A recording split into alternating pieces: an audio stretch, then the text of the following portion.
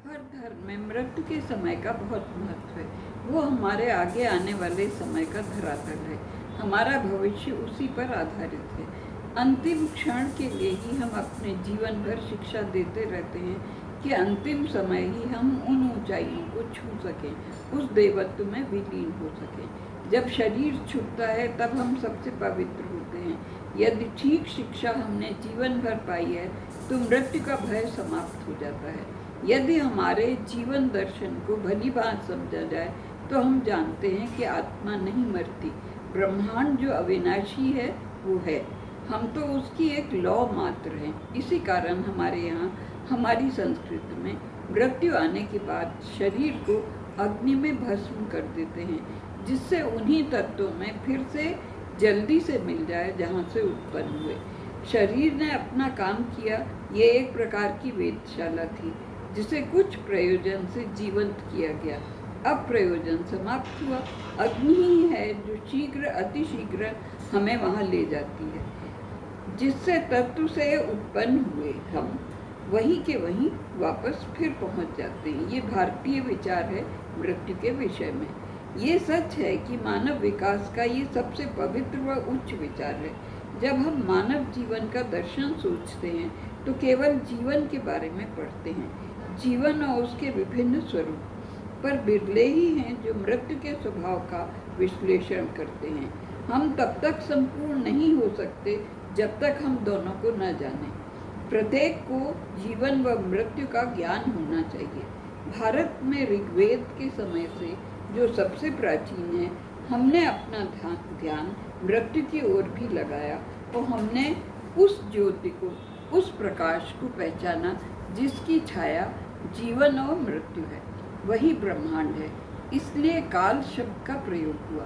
काल का अर्थ है समय, काल का अर्थ है मृत्यु। काल देवत्व का ही भाव है। जब हम ये ठीक से समझते हैं तो मृत्यु का भय कम हो जाता है। साधारण भय एक आम बात है, पर उसका गंभीर भय चला जाता है। ग्रीक सभ्यता की यही कमी रह गई। वो जीवन का कर्म, प्रेम, ऊर्जा सब समझे, पर बुढ़ापे व मृत्यु से समझौता नहीं कर पाए। इसी कारण वो सुकरात को आदर नहीं दे पाए। जैसे जैसे वैदिक ज्ञान बढ़ रहा है, सारा संसार मृत्यु को समझने लगा है। श्री कृष्ण कहते हैं, इस प्रश्न पर कोई संदेह नहीं है कि जब अंतिम समय चैतन्य से मुझे कोई स्मरण करेगा, मैं अवश्य मिलूंगा। यदि आप केवल जीवन देखते हैं तो आप आधा सत्य जान पाते हैं। भारत ही ने सबसे पूर्ण इसे जाना।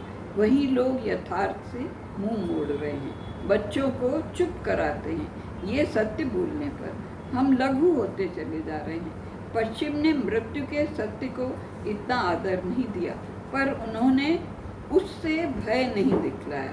अपने लोगों के लिए, अपने देश के लिए मरना पसंद किया। बड़े बड़े साम्राज्य बनाए, उनकी सुंदरता, रख रखाव का ध्यान रखा। जब हम सत्य का सामना करते हैं तब ऊंचे उठते हैं। ग्रीक सभ्यता और भारतीय सभ्यता का जब मेल होगा तब संपूर्ण सभ्यता विकसित होगी। विवेकानंद ने पूर्व व पश्चिम की सभ्यता का मेल कराया था। हे कुंती पुत्र, जो कुछ गहन विचार मृत्यु के समय आते हैं वही उस प्राणी को प्राप्त होता है। ईश्वर को स्मरण करना तुम्हारे अंदर है। कर्म करो, पूरे जोश ध्यान से करो। स्मरण तुम्हारा स्वभाव है, चलता रहेगा यदि तनिक ध्यान दोगे इस सत्य पर। सोचिए, यदि आपके दांत में दर्द है तो आप कोई भी काम कर रहे होंगे, ध्यान उधर ही होगा। इसी प्रकार श्री कृष्ण कहते हैं, जीवन संघर्ष में जुटे रहो, ध्यान मेरी ओर करो। यही गीता का विशेष संदेश मानव जाति के लिए है।